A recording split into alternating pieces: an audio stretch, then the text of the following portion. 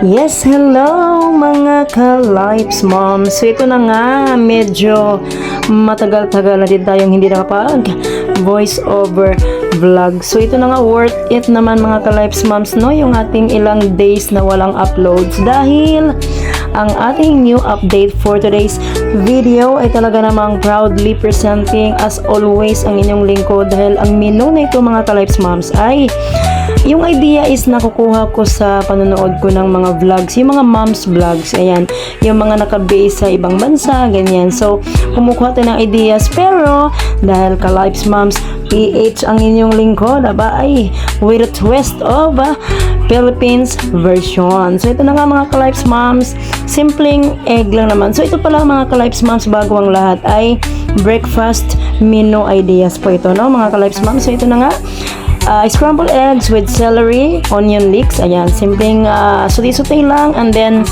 ito na nga mga ka-Lifes Moms, ang ipapartner natin ang scrambled eggs sa proudly presenting ang kimchi with leftover na bigas tuloy na rice. So ito na nga mga ka-Lifes Moms, ang mga kabahawan natin dyan ay pwede nating bigyang buhay.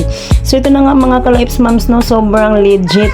Ang sarap pala ng kimchi na ito mga ka-Lifes Moms na fried rice. Ang akin pong sahog mga ka-Lifes Moms ay celery, carrots, onion leeks, and then onions, and mga ayun pampalasa. So ito na nga mga ka-Lifes Moms, no, kaya ko siya nasabing Philippines version dahil yung napanood ko sa YT mga ka-Lifes Moms ay wala siyang celery na nilagay, wala din siyang carrots.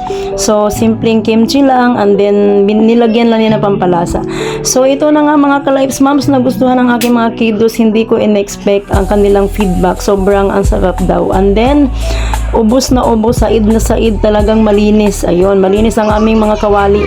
So ito na nga mga ka-Lifes Moms, breakfast menu ideas at your service na naman ang inyong lingkod. Kaya thank you as always sa inyong support na mga ka-Lifes Moms. Thank you everyone.